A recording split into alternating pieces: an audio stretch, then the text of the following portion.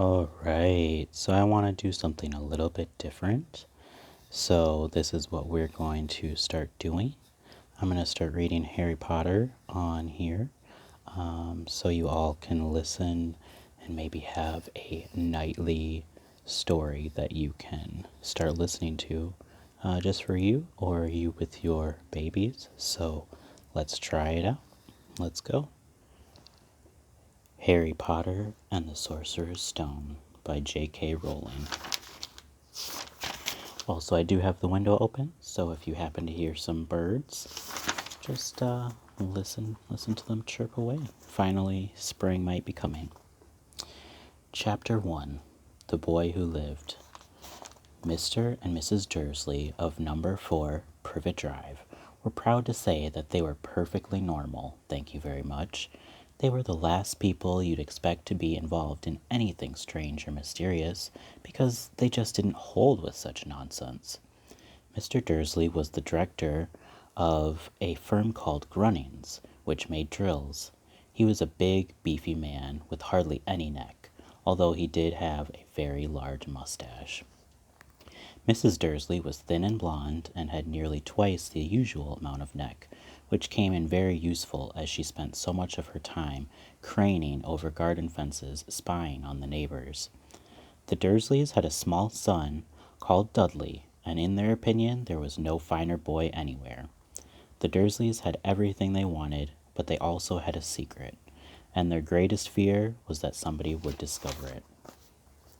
They didn't think they could bear it if anyone found out about the Potters. Mrs. Potter was Mrs. Dursley's sister, but they hadn't met for several years. In fact, Mrs. Dursley pretended she didn't have a sister, because her sister and her good-for-nothing husband were as un-Dursleyish as it was possible to be. The Dursleys shuddered to think what the neighbors would say if the Potters arrived in the street. The Dursleys knew that the Potters had a small son too, but they had never even seen him. This boy was another good reason for keeping the Potters away. They didn't want Dudley mixing with a child like that. When Mr. and Mrs. Dursley woke up on a dull gray Tuesday, our story starts. There was nothing about the cloudy sky outside to suggest that strange and mysterious things would soon be happening all over the country. Mr. Dursley hummed as he picked out his most boring tie for work, and Mrs. Dursley gossiped away happily as she wrestled a screaming Dudley into his high chair. None of them noticed a large tawny owl flutter past the window. At 8:30, Mr. Dursley picked up his briefcase, pecked Mrs. Dursley on the cheek, and tried to kiss Dudley goodbye, but missed, because Dudley was now having a tantrum and throwing his cereal at the walls. "Little tyke," chortled Mr. Dursley as he left the house. He got into his car and backed out of number 4's drive. It was on the corner of the street that he noticed the first sign of something peculiar: a cat reading a map. For a second, Mr. Dursley didn't realize what he had seen. Then he jerked his head around to look again. There was a tabby cat standing on the corner of Privet Drive, but there wasn't a map in sight. What could he have been thinking? It must have been a trick of the light. Mr. Dursley blinked and stared at the cat. It stared back. As Mr. Dursley drove around the corner and up the drive, he watched the cat in his mirror. It was now reading the sign that said Privet Drive. No, looking at the sign. Cats couldn't read maps or signs. Mr. Dursley gave himself a little shake and put the cat out of his mind. As he drove around town, he thought of nothing except a large order of drills he was hoping to get that day. But on the edge of town, drills were driven out of his mind by something else. As he sat in the usual morning traffic jam, he couldn't help noticing that there seemed to be a lot of strangely dressed people about. People in cloaks. Mr. Dursley couldn't bear people who dressed in funny clothes, the get-ups you saw on young people. He supposed this was some stupid new fashion. He drummed his fingers on the steering wheel, and his eyes fell on a huddle of these weirdos standing quite close by. They were whispering excitedly together. Mr. Dursley was enraged to see that a couple of them weren't young at all. Why, that man had to be older than he was and wearing an emerald green cloak. The nerve of him! But then it struck Mr. Dursley that this was probably some silly stunt. These people were obviously collecting for something.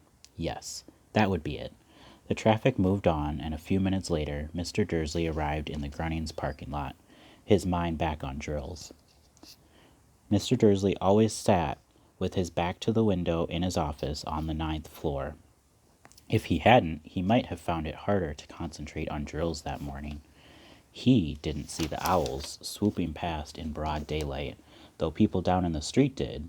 They pointed and gazed open-mouthed as owl after owl sped overhead. Most of them had never seen an owl, even at nighttime. Mr. Dursley, however, had a perfectly normal, owl-free morning. He yelled at 5 different people. He made several important telephone calls and shouted a bit more. He was in a very good mood until lunchtime, when he thought he'd stretch his legs and walk across the road to buy himself a bun from the bakery. He'd forgotten all about the people in cloaks until he passed a group of them next to the baker's. He eyed them angrily as he passed. He didn't know why, but they made him uneasy. This bunch were whispering excitedly, too, and he couldn't see a single collecting tin. It was on his way back past them, clutching a large donut in a bag, that he caught a few words of what they were saying. The Potters. That's right, that's what I heard. Yes, their son, Harry. Mr. Dursley stopped dead. Fear flooded him. He looked back at the whisperers as if he wanted to say something to them, but he thought better of it. He dashed back across the road, hurried up to his office, snapped at his secretary not to disturb him, seized his phone, and had almost finished dialing his home number when he changed his mind. He put the receiver back down and stroked his mustache, thinking. No, he was being stupid. Potter wasn't such an unusual name. He was sure there were lots of people called Potter who had a son called Harry. Come to think of it, he wasn't even sure his nephew was called Harry. He'd never even seen the boy. It might have been Harvey or Harold. There was no point in worrying Mrs. Dursley. She always got so upset at any mention of her sister. He didn't blame her if he'd had a sister like that, but all the same, those people in cloaks. He found it a lot harder to concentrate on drills that afternoon, and when he left the building at 5 o'clock, he was still so worried that he walked straight into someone outside of the door. Sorry, he grunted, as the tiny old man stumbled and almost fell. It was a few seconds before Mr. Dursley realized that the man was wearing a violet cloak.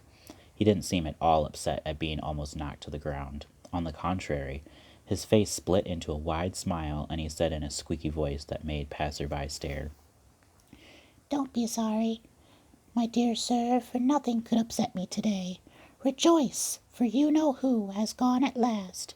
Even muggles like yourself should be celebrating this happy, happy day."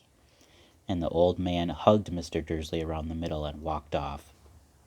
Mr. Dursley stood rooted to the spot. He had been hugged by a complete stranger. He also thought he had been called a muggle, whatever that was. He was rattled. He hurried to his car and set off for home, hoping he was imagining things, which he had never hoped before, because he did not approve of imagination.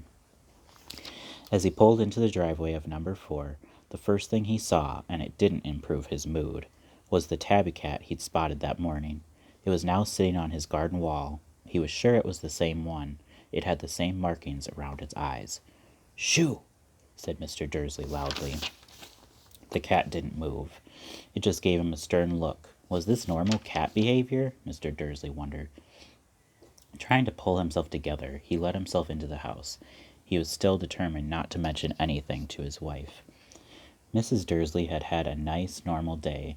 She told him over dinner all about Mrs. Next Door's problems with her daughter, and how Dudley had learned a new word, won't. Mr. Dursley tried to act normally. When Dudley had been put to bed, he went into the living room in time to catch the last report on the evening news. And finally, bird watchers everywhere have reported that the nation's owls have been behaving very unusually today. Although owls normally hunt at night and are hardly ever seen in daylight, there have been hundreds of sightings of these birds flying in every direction since sunrise. Experts are unable to explain why the owls have suddenly changed their sleeping pattern. The newscaster allowed himself a grin. Most mysterious. And now over to Jim McGuffin with the weather.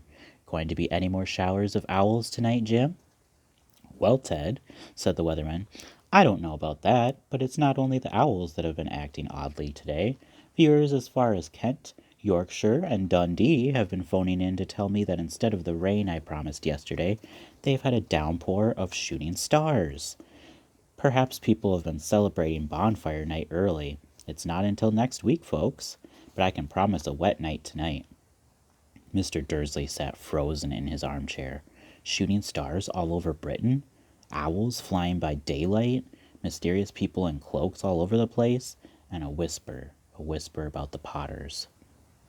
Mrs. Dursley came into the living room, carrying 2 cups of tea. It was no good. He'd have to say something to her. He cleared his throat nervously. Petunia, dear? You haven't heard from your sister lately, have you? As he expected, Mrs. Dursley looked shocked and angry. After all, they normally pretended she didn't have a sister. No, she said sharply. Why? Funny stuff on the news, Mr. Dursley mumbled. Owls, shooting stars. There are a lot of funny-looking people in town today. So? Snapped Mrs. Dursley. Well, I just thought maybe it was something to do with, her crowd. Mrs. Dursley sipped her tea through pursed lips. Mr. Dursley wondered whether he dared tell her he'd heard the name Potter. He decided he didn't dare. Instead, he said as casually as he could, their son, he'd be about Dudley's age now, wouldn't he? I suppose so, said Mrs. Dursley stiffly. What's his name again? Howard, isn't it? Harry. Nasty common name, if you ask me. Oh, yes, said Mr. Dursley, his heart sinking horribly. Yes, I quite agree. He didn't say another word on the subject as they went upstairs to bed. While Mrs. Dursley was in the bathroom, Mr. Dursley crept to the bedroom window and peered into the front garden. The cat was still there. It was staring down Privet Drive as though it was waiting for something. Was he imagining things? Could all of this have something to do with the Potters? If it did, if it got out that they were related to a pair of... Well, he didn't think he could bear it. The Dursleys got into bed. Mrs. Dursley fell asleep quickly, but Mr. Dursley lay awake, turning it all over in his mind.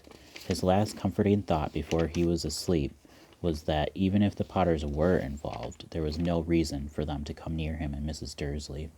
The Potters knew very well that what he and Petunia thought about them and their kind. He couldn't see how he and Petunia could get mixed up in anything that might be going on. He yawned and turned over. It couldn't affect them. How very wrong he was. Mr. Dursley might have been drifting into an uneasy sleep, but the cat on the wall outside was showing no sign of sleepiness. It was sitting as still as a statue, its eyes fixed unblinkingly on the far corner of Privet Drive. It didn't so much as quiver when a car door slammed on the next street, nor when 2 owls swooped overhead. In fact, it was nearly midnight before the cat moved at all. A man appeared on the corner the cat had been watching. Appeared so suddenly and silently you'd have thought he just popped out of the ground. The cat's tail twitched and its eyes narrowed. Nothing like this man had ever been seen on Privet Drive. He was tall, thin, and very old, judging by the silver of his hair and beard, which were both long enough to tuck into his belt. He was wearing long robes, a purple cloak that swept the ground, and high-heeled buckled boots. His blue eyes were light, bright, and sparkling behind half-moon spectacles, and his nose was very long and crooked, as though it had been broken at least twice. This man's name was Albus Dumbledore. Albus Dumbledore didn't seem to realize that he had just arrived in a street where everything from his name to his boots was unwelcome. He was busy rummaging in his cloak, looking for something, but he did seem to realize that he was being watched, because he looked up suddenly at the cat, which was still staring at him from the other end of the street. For some reason, the sight of the cat seemed to amuse him. He chuckled and muttered, "I should have known." He found what he was looking for in his inside pocket. It seemed to be a silver cigarette lighter. He flicked it open, held it up in the air, and clicked it. The nearest street lamp went out with a little pop. He did it again. The next lamp flickered into darkness. 12 times he clicked the put-outer, until the only lights left on the whole street were 2 tiny pinpricks in the distance, which were the eyes of the cat watching him. If anyone looked out of their window now, even beady-eyed Mrs. Dursley, they wouldn't have been able to see anything that was happening down on the pavement. Dumbledore slipped the put-outer back inside his cloak and set off down the street toward number 4 Drive, where he sat down on the wall next to the cat.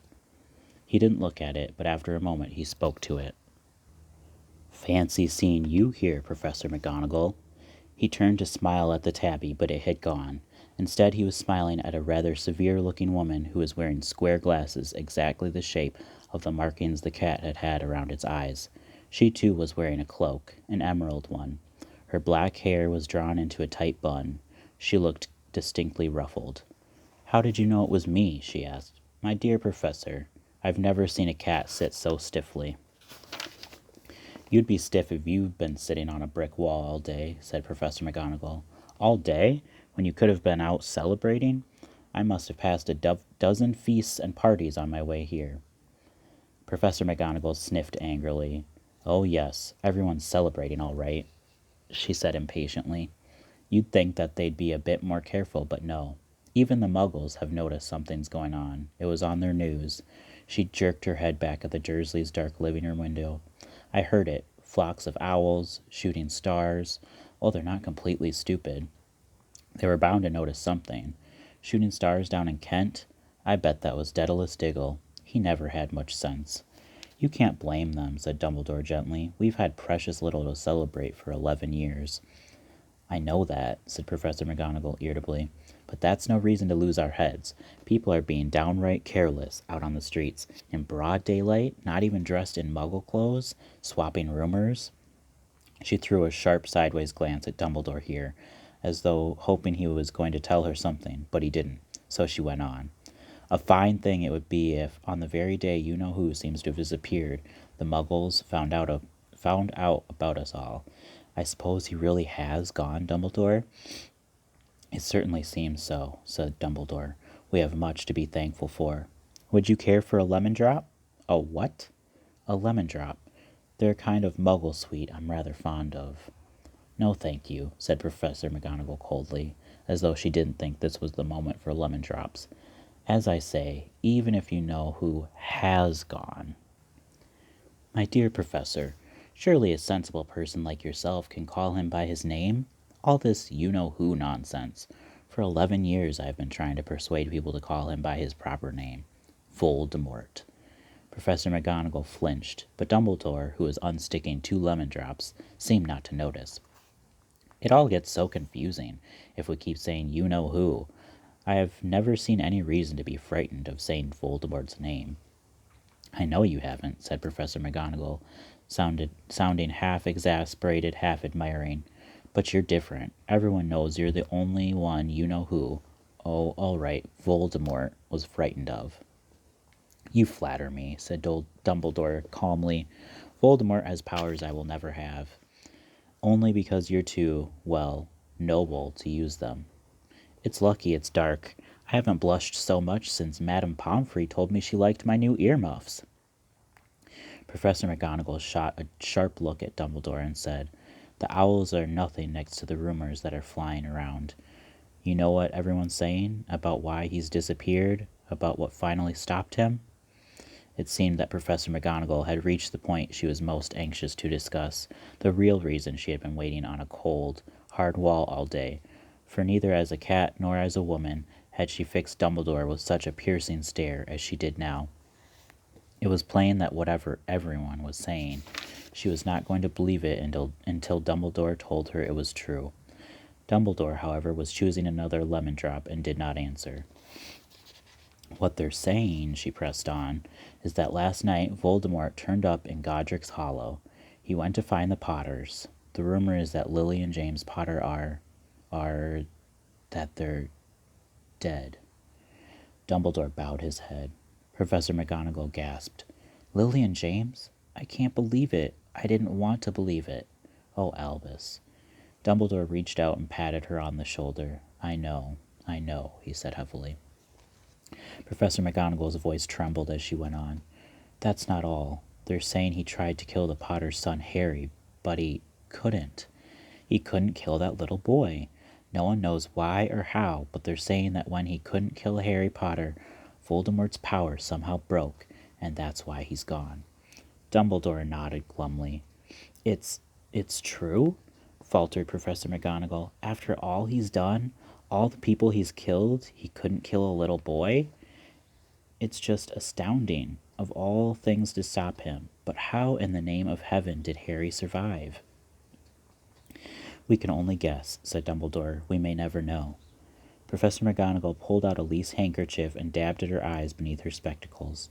Dumbledore gave a great sniff as he took a golden watch from his pocket and examined it. It was a very odd watch. It had 12 hands, but no numbers. Instead, little planets were moving around the edge. It must have made sense to Dumbledore, though, because he put it back in his pocket and said, Hagrid's late. I suppose it was he who told you I'd be here, by the way? Yes, said Professor McGonagall, and I don't suppose you're going to tell me why you're here of all places. I've come to bring Harry to his aunt and uncle. They're the only family he has left now. You can't mean the people who live here, cried Professor McGonagall, jumping to her feet and pointing at number 4. Dumbledore, you can't. I've been watching them all day. You couldn't find 2 people who are less like us, and they've got this son. I saw him kicking his mother all the way up the street, screaming for sweets. Harry Potter come and live here? It's the best place for him, said Dumbledore firmly. His aunt and uncle will be able to explain everything to him when he's older. I've written them a letter. A letter, repeated Professor McGonagall faintly, sitting back down on the wall. Really, Dumbledore? You think you can explain all this in a letter? These people will never understand him. He'll be famous, a legend.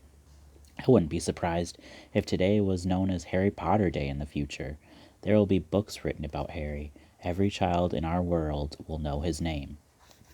Exactly, said Dumbledore, looking very seriously over the top of his half-moon glasses. It would be enough to turn any boy's head. Famous before he can even walk and talk? Famous for something he won't even remember? Can't you see how much better off he'll be growing up away from all that until he's ready to take it? Professor McGonagall opened her mouth, changed her mind, swallowed, and then said, Yes, you're right, of course. But how is the boy getting here, Dumbledore? She eyed his cloak suddenly as though she thought he might be hiding Harry underneath it. Hagrid's bringing him. You think it wise to trust Hagrid with something as important as this? I would trust Hagrid with my life, said Dumbledore. I'm not saying his heart isn't in the right place, said Professor McGonagall grudgingly, but you can't pretend he's not careless. He does tend to... What was that? A low rumbling sound had broken the silence around them. It was growing steadily louder as they looked up and down the street for some sign of a headlight. It swelled to a roar as they both looked up at the sky, and a huge motorcycle fell out of the air and landed on the road in front of them. If the motorcycle was huge, it was nothing to the man sitting astride it. He was almost twice as tall as a normal man and at least 5 times as wide. He looked simply too big to be allowed, and so wild. Long tangles of bushy black hair and beard hid most of his face. He had hands the size of trash can lids, and his feet in their leather boots were like baby dolphins. In his vast, muscular arms he was holding a bundle of blankets. Hagrid, said Dumbledore, sounding relieved. At last. And where did you get that motorcycle? Borrowed it, Professor Dumbledore, sir, said the giant, climbing carefully off the motorcycle as he spoke. Young Sirius Black lent it to me. I've got him, sir. No, sir. House was almost destroyed, but I got him out all right before the Muggles started swarming around. He fell asleep as we was flying over Bristol. Dumbledore and Professor McGonagall bent forward over the bundle of blankets. Inside, just visible as was a baby boy, fast asleep. Under a tuft of jet black hair over his forehead, they could see a curiously shaped cut, like a bolt of lightning. Is that where... whispered Professor McGonagall. Yes, said Dumbledore. He'll have that scar forever. Couldn't you do something about it, Dumbledore? Even if I could, I wouldn't. Scars can come in handy. I have one myself above my left knee that is a perfect map of the London Underground. Well, give him here, Hagrid. We'd better get this over with. Dumbledore took Harry in his arms and turned toward the Dursleys' house. Could I say goodbye to him, sir? Asked Hagrid. He bent his great, shaggy head over Harry and gave him what must have been a very scratchy, whiskery kiss. Then suddenly Hagrid let out a howl like a wounded dog. "Shh!" hissed Professor McGonagall. "You'll wake the muggles." Sorry," sobbed Hagrid, taking out a large spotted handkerchief and burying his face in it. "But I can't stand it. Lily and James dead, and poor little Harry off to live with muggles." Yes, it's all very sad, but get a grip on yourself, Hagrid, or we'll be found," Professor McGonagall whispered, patting Hagrid gingerly on the arm as Dumbledore stepped over the low garden wall and walked to the front door. He laid Harry gently on the doorstep, took a letter out of his cloak, tucked it inside Harry's blankets, and then came back to the other two. For a full minute the three of them stood and looked at the little bundle. Hagrid's shoulders shook, Professor McGonagall blinked furiously, and the twinkling light that usually shone from Dumbledore's eyes seemed to have gone out. "Well," said Dumbledore finally, "that's that. We've no business staying here. We may as well go and join the celebrations." "Yeah," said Hagrid in a very muffled voice. "I'd best get this bike away. Good night, Professor McGonagall. Professor Dumbledore, sir." Wiping his streaming eyes on his jacket sleeve, Hagrid swung himself onto the motorcycle and kicked the engine to life. With a roar it rose into the air and off into the night. "I shall see you soon, I expect, Professor McGonagall," said Dumbledore, nodding to her. Professor McGonagall blew her nose in reply. Dumbledore turned and walked back down the street. On the corner he stopped and took out the silver put-outer. He clicked it once, and 12 balls of light sped back to their street lamps, so that Privet Drive glowed suddenly orange, and he could make out a tabby slinking round the corner at the other end of the street. He could just see the bundle of blankets on the step of number 4. "Good luck, Harry," he murmured. He turned on his heel, and with a swish of his cloak he was gone. A breeze ruffled the neat hedges of Privet Drive, which lay silent and tidy under the inky sky, the very last place you would expect astonishing things to happen. Harry Potter rolled over inside his blankets without waking up. One small hand closed on the letter beside him, and he slept on, not knowing he was special, not knowing he was famous, not knowing he would be woken in a few hours' time by Mrs. Dursley's scream as she opened the front door to put out the milk bottles, nor that he would spend the next few weeks being prodded and pinched by his cousin Dudley. He couldn't know that at this very moment people meeting in secret all over the country were holding up their glasses and saying in hushed voices, "To Harry Potter, the boy who lived." That's the end of the first chapter of Harry Potter and the Sorcerer's Stone. That was chapter 1, The Boy Who Lived. I hope you all enjoyed that. Something a little different. Hope you either fell asleep or just sat and cuddled with your babies or just, gave it a listen just for you.